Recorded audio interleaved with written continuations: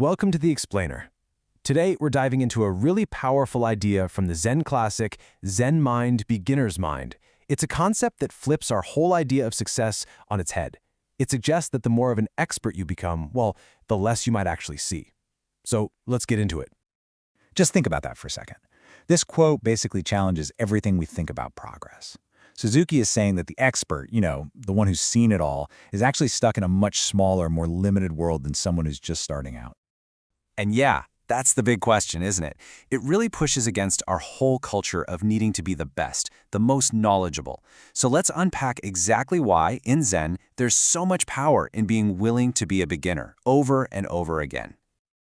First, we've got to understand the problem that Suzuki is pointing to. He's talking about a kind of mental trap that we can all fall into as we get better at something, and we're going to call it the expert's trap.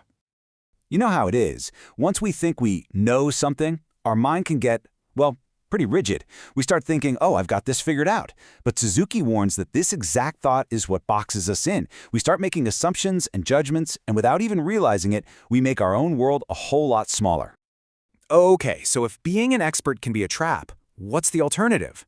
Well, this brings us right to the heart of the entire book, the incredible power of not knowing.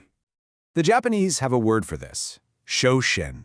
It's all about having a mind that's empty, and not empty in a bad way, but empty of all those fixed ideas and expectations. It's a mind that's ready for anything. And really, that's the whole point of the practice, to break free from those stiff habits of the expert mind.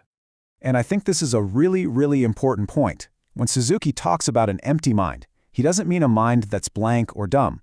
He means a mind that isn't already clogged up with its own opinions, which allows it to actually experience reality as it's happening, right here and now.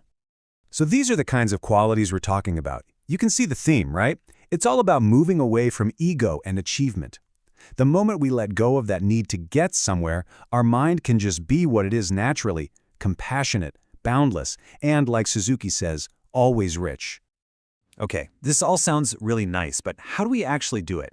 Well, this leads to a super important point Suzuki makes about the whole purpose of practice. And spoiler alert, it's probably not what you think it is. This slide just lays it out so clearly. Most of us are trained in a goal-oriented mindset. You do X so you can get Y. But in Zen, the practice isn't just a tool to get something else. The very act of sitting, of just being in the posture, is the goal. It's not about achieving something down the road. The practice itself is the thing you're looking for. Suzuki uses this amazing metaphor of a swinging door for our breath. See, we tend to add this extra idea, I am breathing, but he suggests we just watch the movement. And when we do that, there's no I. There's no separate person doing it. There's just this natural, fundamental movement of life happening all on its own. Of course, when you try to sit quietly, your mind isn't just going to go silent. You're going to have thoughts, feelings, all sorts of stuff pop up. Suzuki calls these mind waves. And he makes a crucial point. These aren't some outside force bothering you.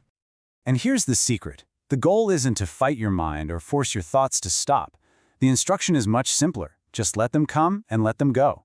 When you stop getting worked up about the waves, the water just naturally settles down all by itself. The practice is about letting your mind find its own calm, not wrestling it into submission. So there's this famous Zen story that illustrates this whole thing perfectly. It's all about the trap of trying so hard to become something that deep down you already are. So picture this. There's this student. His name's Beiso. He's this really intense guy, and he sits zazen, meditation, like a mountain. He is absolutely determined to achieve enlightenment. I mean, he is striving. So his master sees him sitting there, day in and day out, trying so hard. And one day, the master does something kind of weird. He just picks up a regular old roof tile and starts polishing it, making this scraping sound right next to Baso. Finally, Baso just can't take it anymore. He breaks his meditation and asks, "Master, what in the world are you doing?" And the master just says, very simply, "I'm making a jewel." And boom, there it is. The punchline that just completely shatters Baso's whole approach. How can you become a Buddha by sitting? The master's question shows him how silly it all is. You can't turn a tile into a jewel, and you can't force yourself to become a Buddha. The story goes on. The master asks another question. When a cart won't go, do you whip the cart or do you whip the horse? The point is, you're both the horse and the cart. The goal isn't to whip yourself into becoming something else. It's to just be yourself fully. And when you're truly you, the cart will move all on its own. And that story leads us right to the final and maybe the most profound idea in the whole book, that the real goal of all this practice isn't to become some extraordinary superhero, but to fully return to the ordinary. We tend to imagine enlightenment is going to be this huge, flashy, magical thing. But what Suzuki says is that after you get it, you realize it's nothing special at all. It's just you being completely and totally yourself, without all the extra drama and effort. And this is really the bottom line. The practice isn't about transforming into some other, better person. It's just about living your own life, right here, right now. When you are 100% you, without adding anything else, well, that is Zen.